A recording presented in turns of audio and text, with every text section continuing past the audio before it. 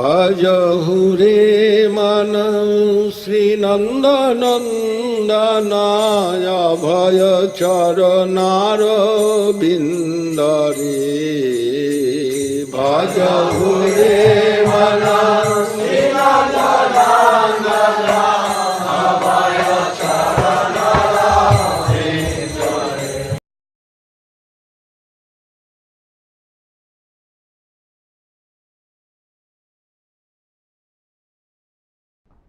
Hare Krishna. Jai Parikar Shri Shri Guru Garanga Shri Shri Gandharvika Giridhari Ju Ki Jai. Okay, we're reading today from Chaitanya Charitamrta, some more from chapter 12. The cleansing of the Gundicha temple, and this just precedes the Rath Yatra festival of Lord Jagannath, which today is Sri Jagannath Rath Yatra. So we'll continue our reading. The sky was filled with the great and loud chanting of Sankirtan, and the earth shook from the jumping and dancing of Lord Sri Chaitanya Mahaprabhu.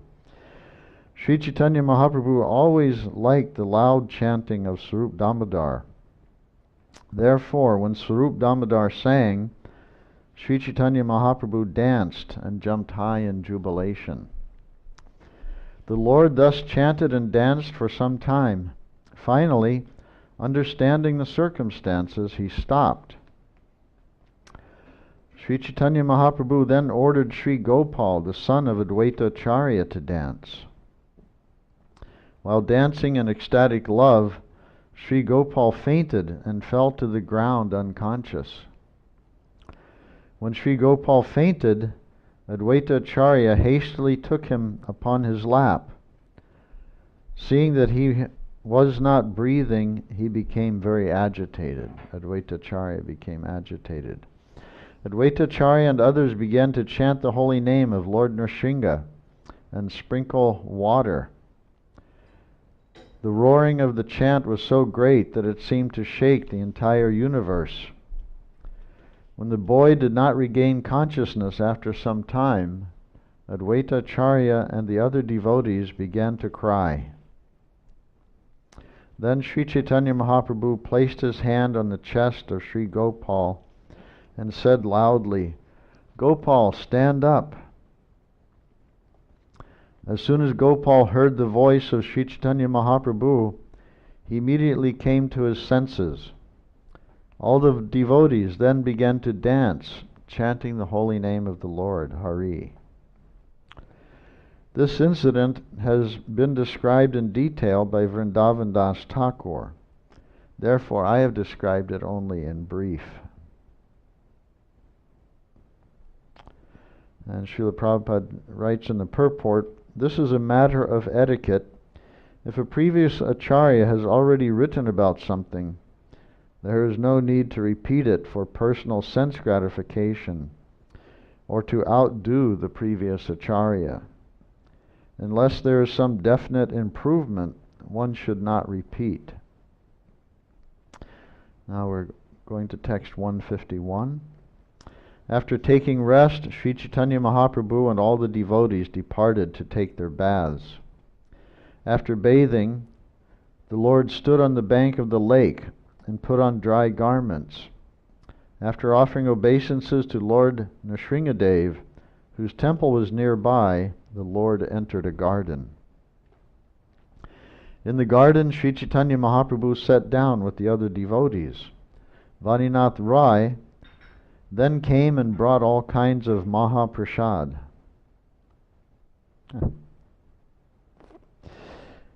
Both Kashi Mishra and Tulasi, the superintendent of the temple, brought as much prasad as 500 men could eat.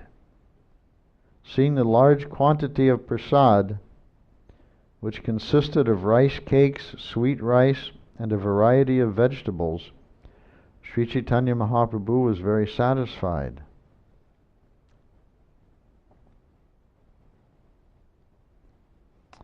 Among the devotees present with Sri Chaitanya Mahaprabhu were Paramananda Puri, Brahmananda Bharati, Advaita Acharya, and Nityananda Prabhu. Acharya Ratna, Acharya Nidhi, Srivas Thakur, Gadadhar Pandit, Shankara, Nandanacharya, Raghava Pandit, and Vakreshvara were also present. Receiving the permission of the Lord, Sarvabhauma Bhattacharya sat down. Sri Chaitanya Mahaprabhu and all his devotees sat on raised wooden seats. In this way, all the devotees sat down to take their lunch in consecutive lines, one beside the other.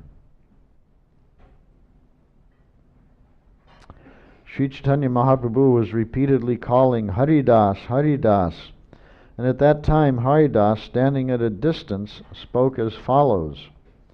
Haridas Thakur said, "Let Lord Sri Chaitanya Mahaprabhu take his lunch with the devotees. Since I am abominable, I cannot sit down among you. Govinda will give me prasad later, outside the door." Understanding his mind, Sri Chaitanya Mahaprabhu did not call him again. Sarup Damodar Goswami, Jagadananda, Damodar Pandit, Kashishvara, Gopinath, Vaninath, and Shankar distributed prasad, and the devotees chanted the holy names at intervals. Lord Sri Krishna had previously taken his lunch in the forest, and that very pastime was remembered by Sri Chaitanya Mahaprabhu. Just by remembering the pastime of Lord Sri Krishna, Sri Chaitanya Mahaprabhu was agitated by ecstatic love. However, considering the time and circumstance, he remained somewhat patient.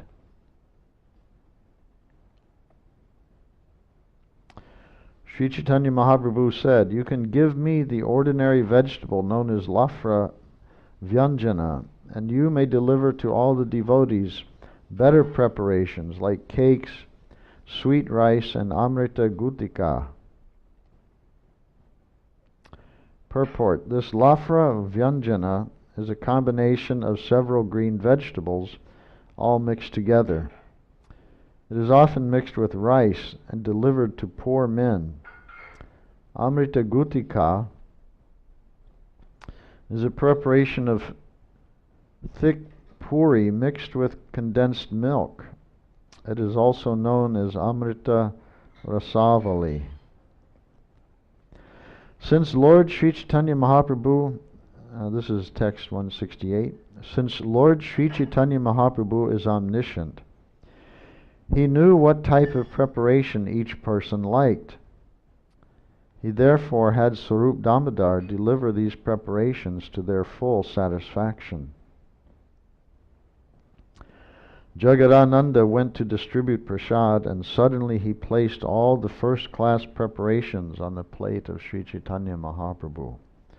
When such nice prasad was put on the plate of Sri Chaitanya Mahaprabhu, the Lord was outwardly very angry.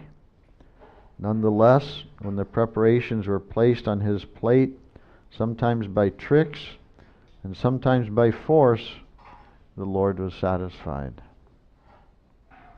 When the food was thus delivered, Sri Chaitanya Mahaprabhu looked at it for some time. Being afraid of Jagadananda, he finally ate something.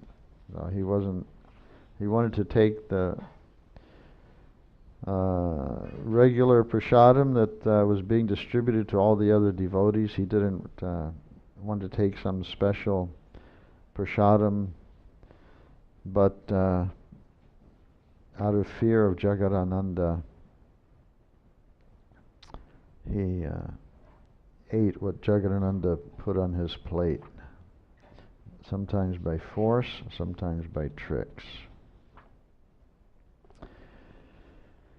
The Lord knew that if he did not eat the food offered by Jagadananda, Jagadananda would certainly fast. Being afraid of this, Lord Sri Chaitanya Mahaprabhu ate some of the prasad he offered. Sarup Damodar then brought some excellent sweetmeats, and standing before the Lord, offered them to him. Swarup Damodar Goswami then said, just take a little of this Mahaprasad and see how it is that Lord Jagannath has accepted it. Upon saying this, Swarup Damodar Goswami placed some food before the Lord, and the Lord, out of affection, ate it. Swarup Damodar and Jagadananda again and again offered the Lord some food. Thus they behaved affectionately with the Lord. This was very, very uncommon. And when you're finished, just set the screen to the side so you don't have to come over here with it, okay?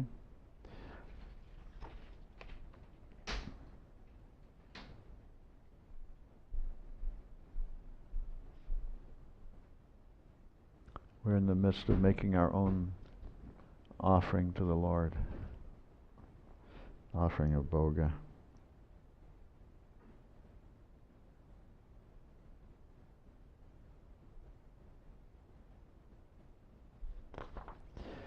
The Lord made Sarvabhauma Bhattacharya sit on his left side, and when Sarvabhauma saw the behavior of Swarup Damodar and Jagadananda, he smiled.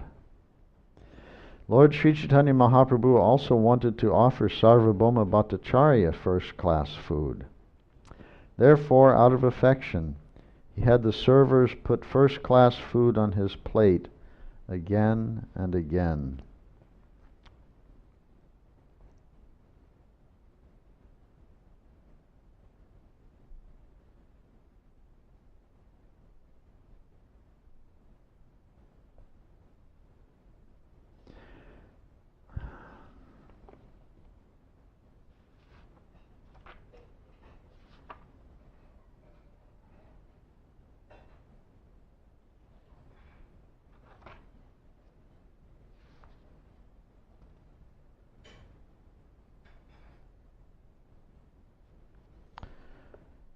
So,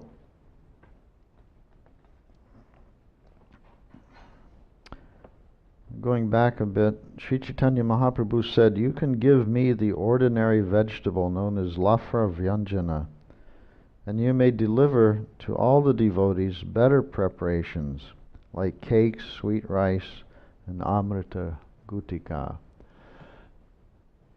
And I heard from, I think from Srila Giri Maharaja, that devotees, after offering prasadam to Srila Saraswati Thakur, asked which preparation he liked best. He said each one is better than the other. A very clever and tactful answer. And I observed with Srila Govinda Maharaj that I don't recall, and I took note of this on many occasions, and I don't recall him ever making a comment about if any prasadam he was served was better or lesser than another. I never heard him comment on it.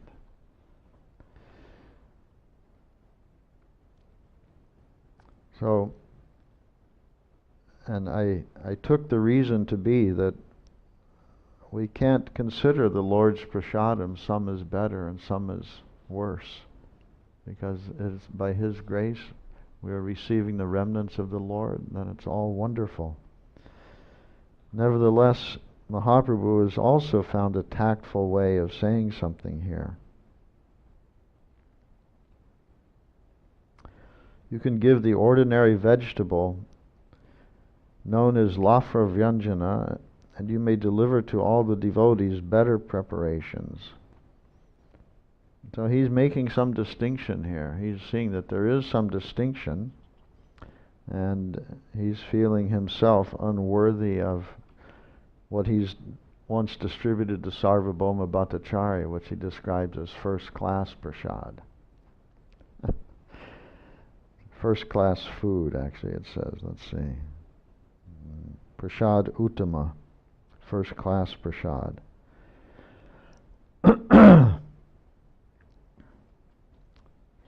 So I, following the example of Govinda Maharaj, I try to not make distinctions myself, considering one type of prasadam better than another.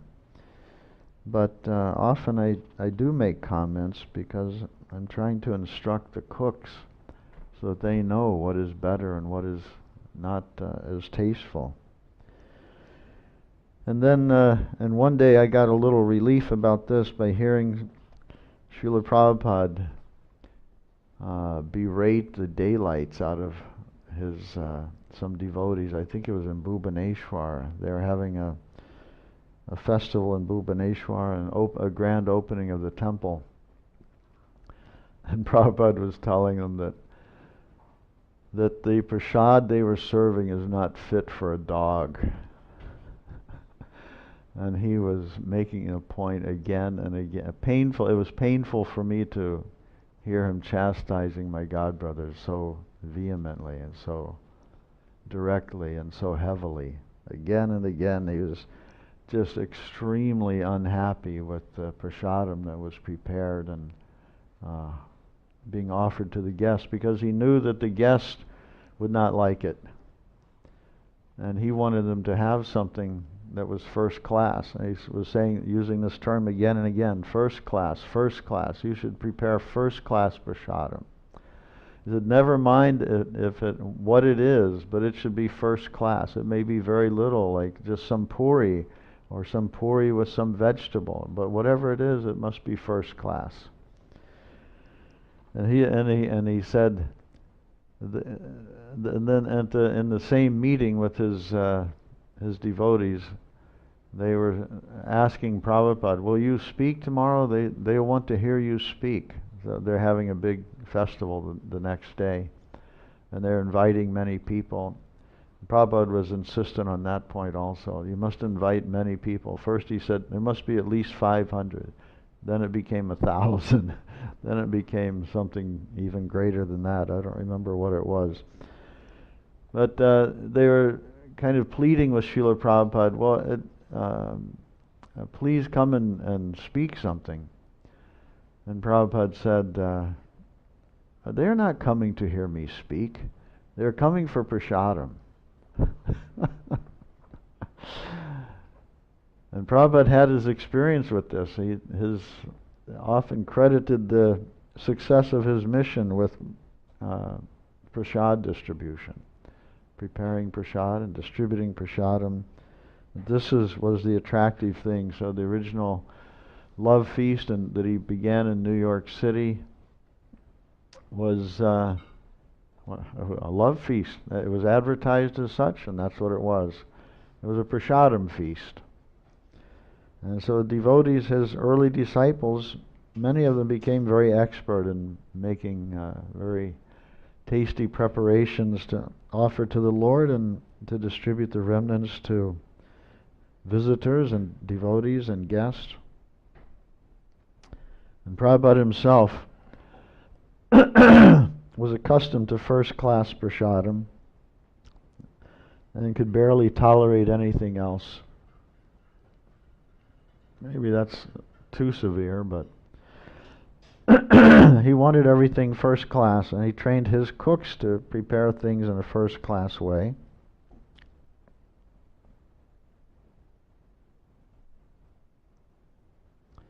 And famously, when Srila Sridhar Maharaj and Govinda Maharaj were staying with Srila Prabhupada, Prabhupada was teaching Govinda Maharaj Bhagavad Gita, and I think before the class, or afterwards, I'm not sure which,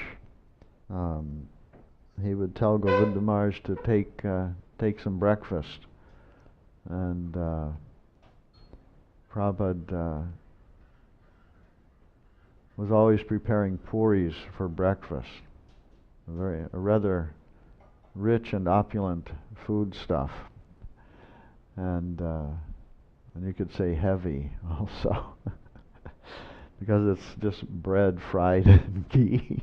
Bread fried in ghee. And ghee was the other thing that Prabhupada always insisted upon. No oil. Ghee. Must be ghee. Use ghee. Ghee for this, ghee for that. and has its advantages. And Govinda Maharaj said, but we are accustomed to taking muri, this puffed rice. Prabhupada said that is only cheating the stomach. So what is the value of taking muri? You're not getting anything. It's just some air inside a shell of a puffed rice. So you're simply cheating the stomach. So anyway, Mahaprabhu has given recognition here that some of the food some of the prasadam is being prepared to distribute to the masses, and some is being prepared to distribute to some of his more intimate associates. And this is also another thing that Srila Sridhar Maharaj often denounced the tendency towards non-differentiation. So here's a type of differentiation: first class prasadam and ordinary lafra. Then his associates, Nityananda Prabhu, Advaita Acharya, Sarvabhauma Bhattacharya, for them he wanted to see that they receive first class prasad. And the ordinary vegetable, lafra and other things, they could be distributed to the masses, the larger group. So in India, in Srila Sridhar Maharaj's temple in India, the distinction is great between the ordinary and, it was during Srila Sridhar Maharaj's time. The distinction between the ordinary prasadam and the first class prasadam was quite obvious. And the temple brahmacharis, almost everyone, I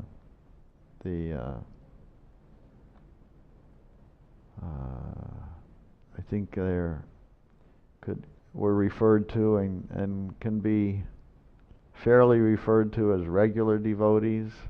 Not that any devotee is regular, but to make some distinction. The regular devotees, they generally received three things: a giant mound of rice, about a cup, a palmful or so of dal, and I think as many chilies as they wanted. That would be a typical lunch. And everyone on festival days, it was different. On festival days, everyone was served many opulent things. And then other devotees, senior devotees, they had a full range of prasadam that had been offered to the deity, including different types of sweet, different types of vegetables, bitter preparations, and many things. At least 5 or 6 different preparations usually. Sweet rice also. Then after they were served, then the others took, and if anything was left over, then of course sweet rice or whatever, then they were also welcome to take that. But generally, there was some pretty obvious distinction.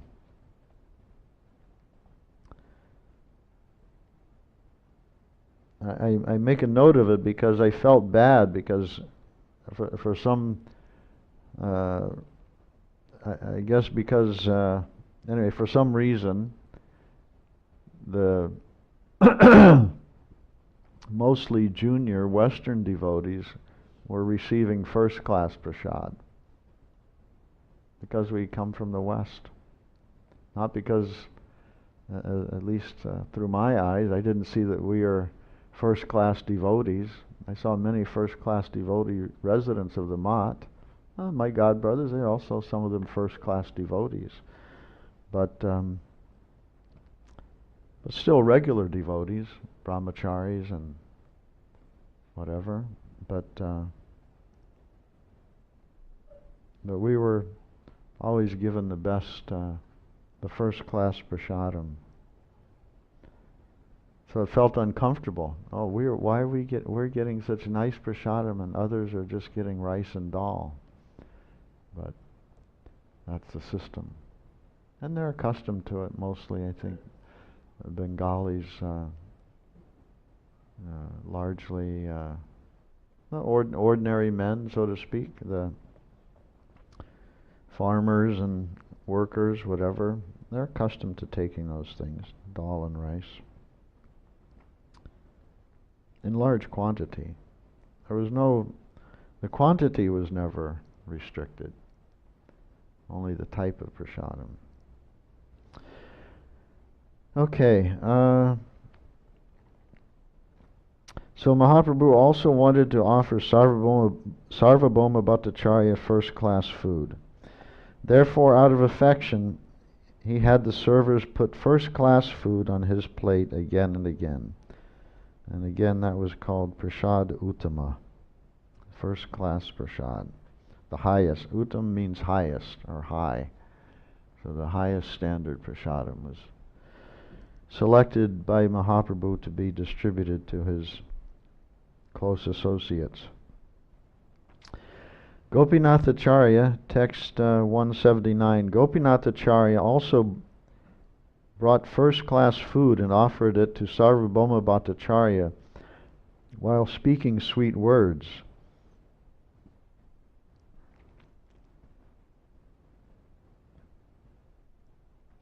After serving Bhattacharya with first-class prasad,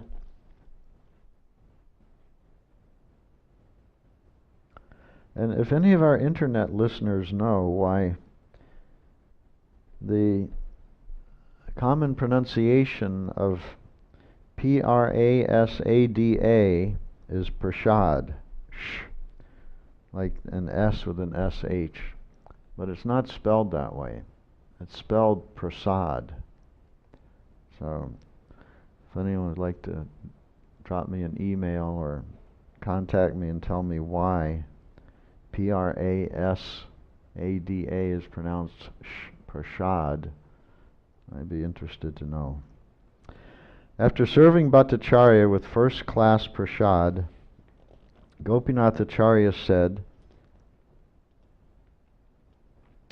"Just imagine what Bhattacharya's previous mundane behavior must have been. Just consider how at present he is enjoying transcendental bliss." So, Gopinathacharya was, I think, the brother-in-law of Sarvabhauma Bhattacharya. And they have a very intimate relationship, and that intimate relationship is hinted at here. Because we know better than to discuss the previous life of a Vaishnava. We try to ignore it. We don't consider it as something to be referenced. But here, Gopinathacharya says, just imagine what Bhattacharya, meaning Sarvabhauma, what his previous mundane behavior must have been. Just think what a mundane person he must have been. Not an appropriate thing to say, actually.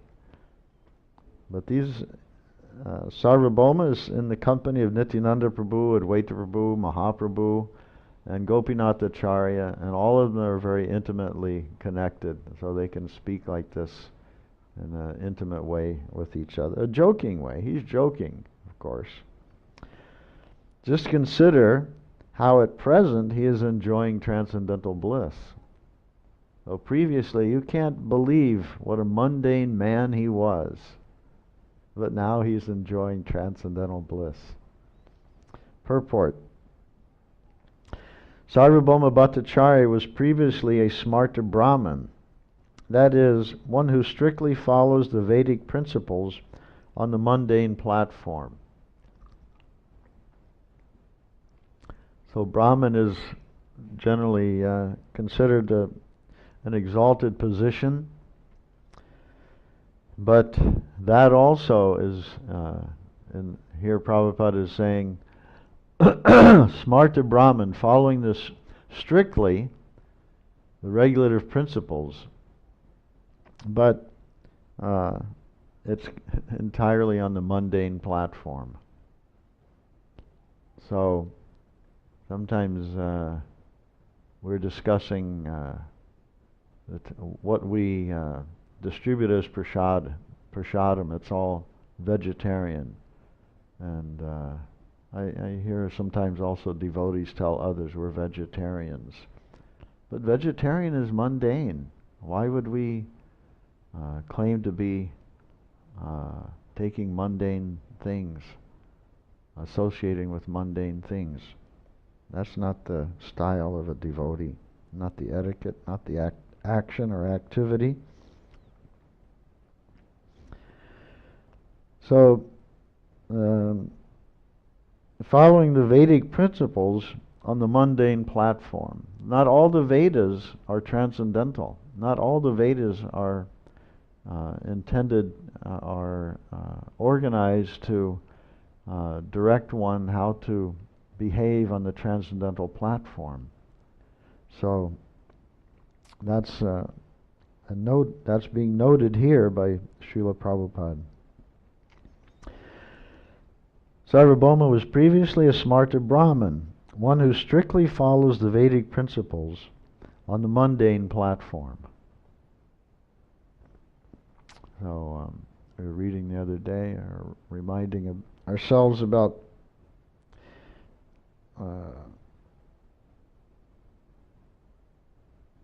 the nectar of instruction. What was that? Sri Shikshamritam? No, Sri, I don't recall.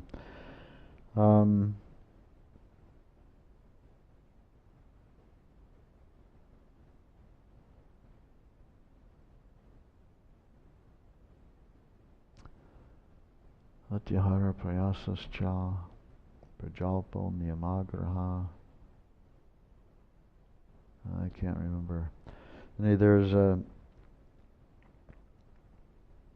Niyamagraha.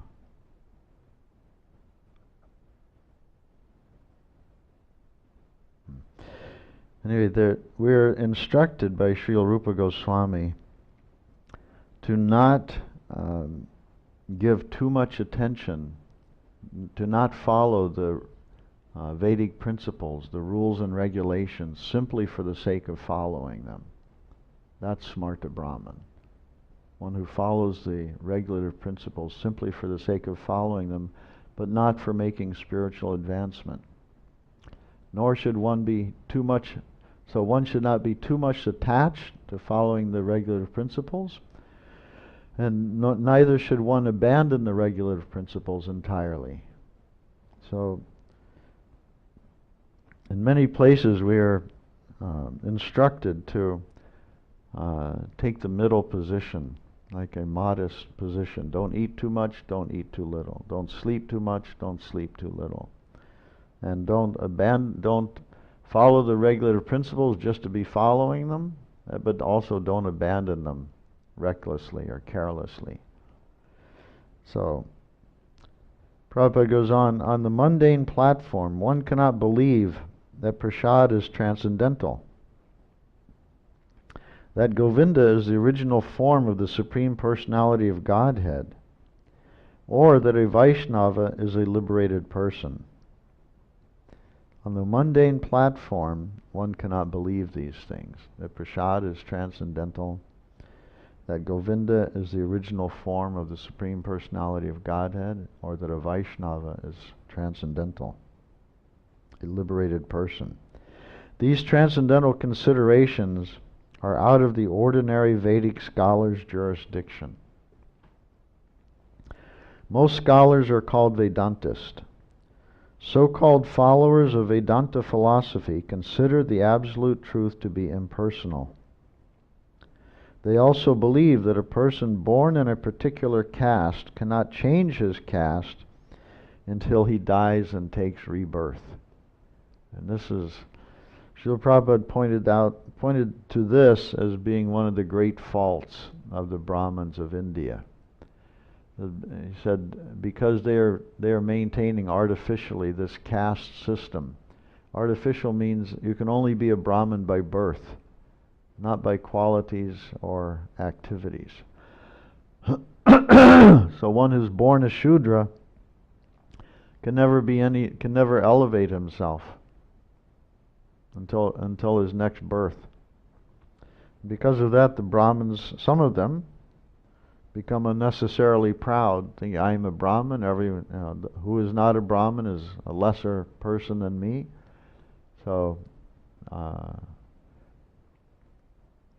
that caste system was very prominent, and Srila Prabhupada said that practically the Brahmins ruined the spiritual culture of India because of that, maintaining that attitude.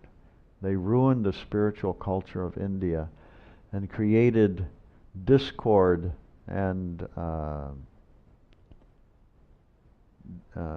great disturbance because, and what he pointed to was that the Mohammedans were always considered low-class people, and they could never be anything better than low class, because they were not born as Brahmins. So they couldn't elevate themselves. Srila Saraswati Thakur was hated by these Brahmins because he accepted the principle that one can become a Brahmin through training, by proper training. So a low-class man can become a high-class man. And the other thing, that the Vaishnava is even superior to the Brahmins. And why? Something is mentioned here. Because the Vaishnava is a liberated person. So that's the highest position.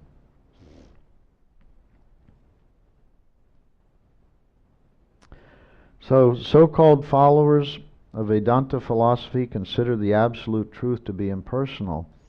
They also believe that a person born in a particular caste cannot change his caste until he dies and takes rebirth.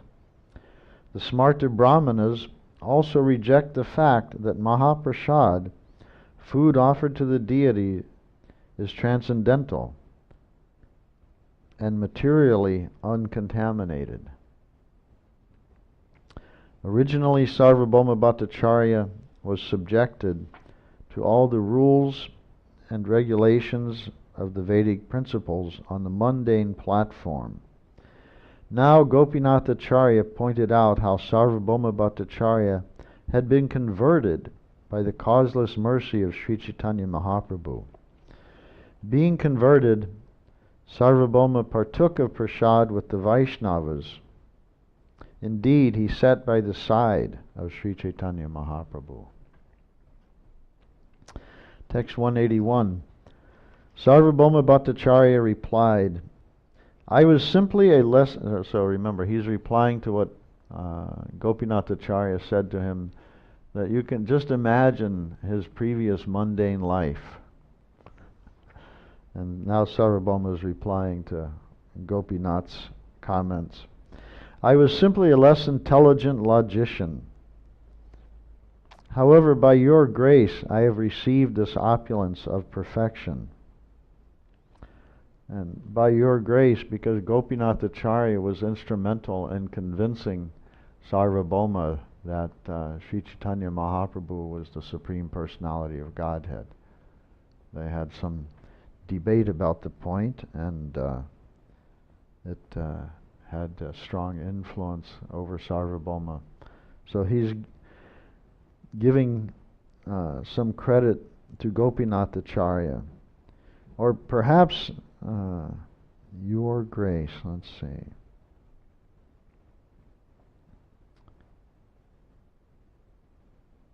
by your mercy, Tomar Prasad. Well, however, by your grace, your is capitalized here, indicating the Lord, or Chaitanya Mahaprabhu. I don't know if, it could be that that's not correct. Because it sounds to me, Sarvabhauma Bhattacharya replied, who was speaking previously was Gopinath Acharya, not Mahaprabhu. So if he's replying to Gopinath, but he could be looking at Chaitanya Mahaprabhu. So it's not so clear. However, by your grace I have received this opulence of perfection. And again, it sounds like he's speaking to Gopinath Acharya, because he says, but for Sri Chaitanya Mahaprabhu.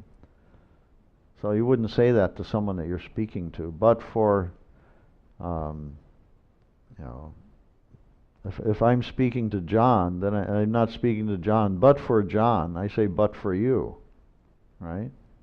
But I'm sure he's speaking to Gopinath Acharya, and he's telling Gopinath Acharya, but for Sri Chaitanya Mahaprabhu. Sarvabhauma Bhattacharya continued, who is so merciful? He has converted a crow into a Garuda. Who could be so merciful? In the association of the jackals of logic, I simply continued to bark a resounding bew, bew. Now from the same mouth, I am chanting the holy names Krishna and Hari. Whereas I associated with the disciples of logic, all non-devotees, I am now merged in the waves of the nectarine ocean of the association of devotees.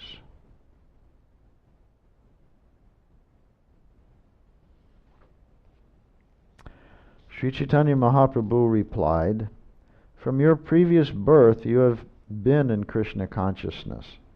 So Mahaprabhu is rejecting the idea that he was previously a mundane person, that Sarvabhauma was previously a mundane person. And Mahaprabhu says, from your previous birth you have been in Krishna consciousness. Thus you love Krishna so much that simply by your association we are all developing Krishna consciousness. Thus there is no one within these three worlds, save for Sri Chaitanya Mahaprabhu. Now this is Krishnadas Kaviraj, the narrator, telling this. Thus there is no one within these three worlds, save for Sri Chaitanya Mahaprabhu, who is always so willing to increase the glories of the devotees and give them satisfaction.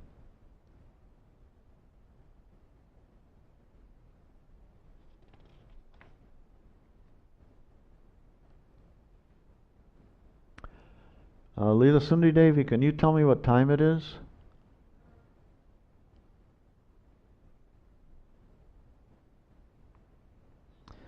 Sri Chaitanya Mahaprabhu then took all the remnants of food offered to Jagannath, such as cakes and sweet rice, and distributed them to all the other devotees, calling them individually. 10:35. Thank you. Sri Advaita Acharya and Nityananda Prabhu sat side by side, and when prasad was being distributed, they both engaged in a type of mock fighting.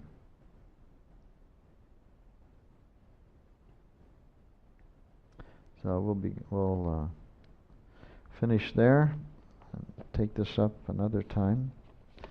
And I want to acknowledge another thing. Today is a day that Srila Sridhar Maharaj began his service in Sri Navadvip Dham, Aparad Banjan Pat, in a thatched cottage at the land donated by Lila, where? Oh, what is his name?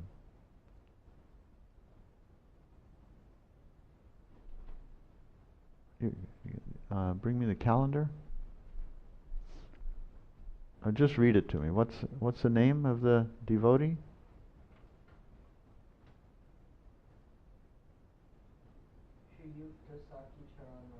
Saki Charan Rai, right. So, with a generous grant of land by Sri Saki Charan Rai, Srila Sridhar Maharaj began his mission and his mat in Sri Navadvip. Sri Chaitanya Saraswat Math founded that mat and mission.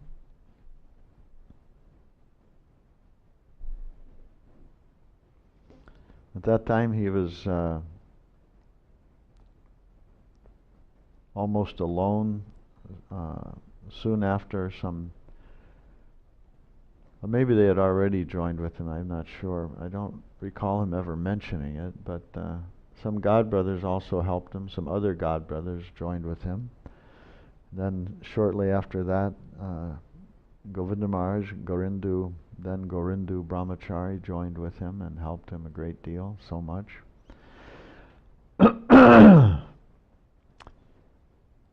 And Srila Sridhar Maharaj, he says that he was, after Srila Saraswati Thakur's disappearance,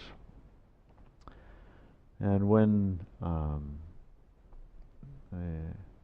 serious trouble broke out in Gaudiya Math and fighting over who will be the Acharya and other things, who will get the properties, Srila Sridhar Maharaj withdrew from all of that, went to Vrindavan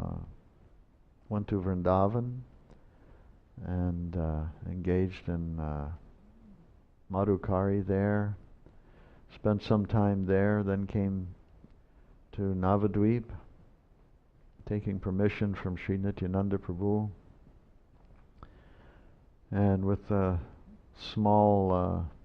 small money given by one of his brothers, a couple rupees a month, allowed him to rent a small room or house, not a house, I don't think it was a house, a room in Navadvip.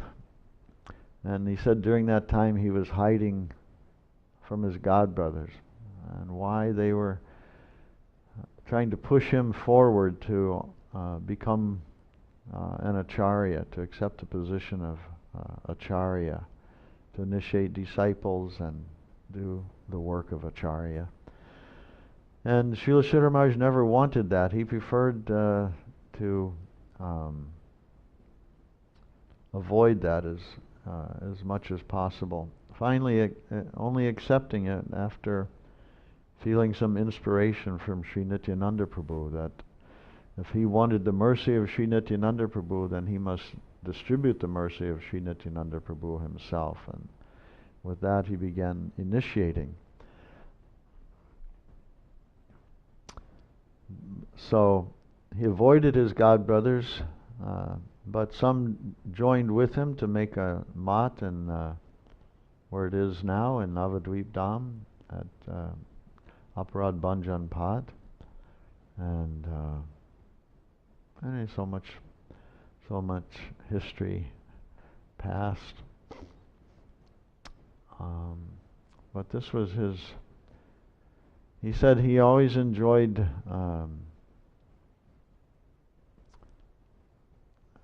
these are not his words, but mine, ruminating over the Shastras.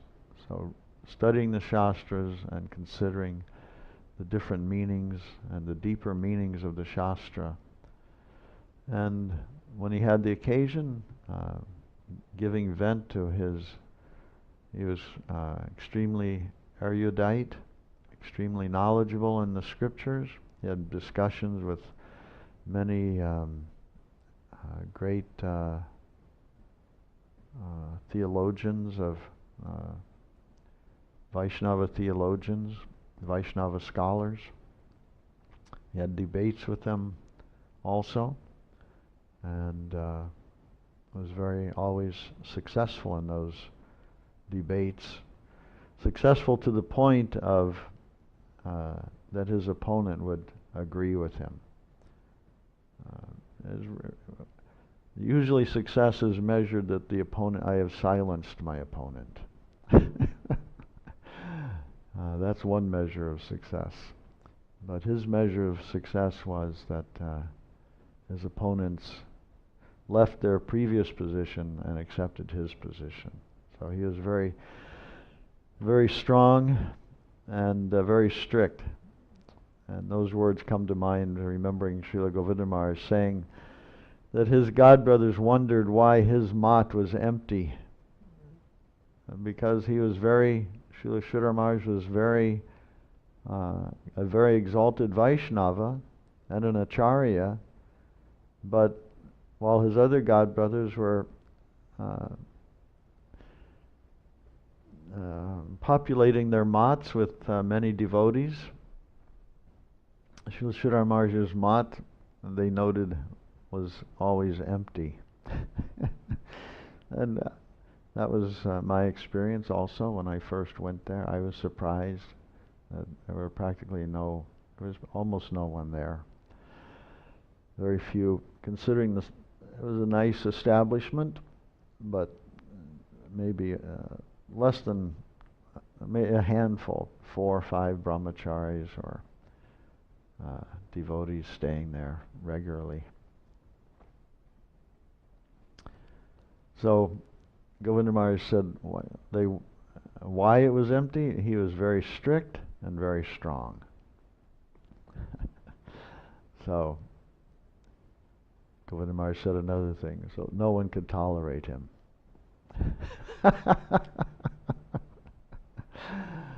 And he himself was someone who did not suffer fools well. So he didn't care for foolishness.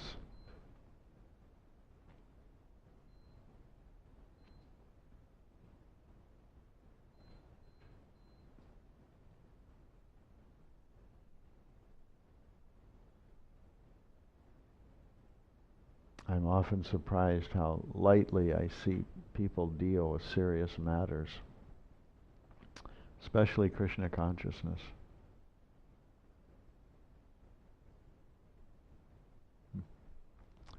So, on the calendar today is marked as the day that Srila Sridhar Maharaj began his heart's service. And his heart's service was Sri Chaitanya Saraswat Math. Actually, not Sri Chaitanya Saraswat Math as an institution, but as an ideal. And the ideal was a place where pure devotees were continuously chanting the glories of the Lord. So he is the leader of those pure devotees, Srila Sridhar Maharaj, and founder Acharya of Sri Chaitanya Saraswat Math. And we are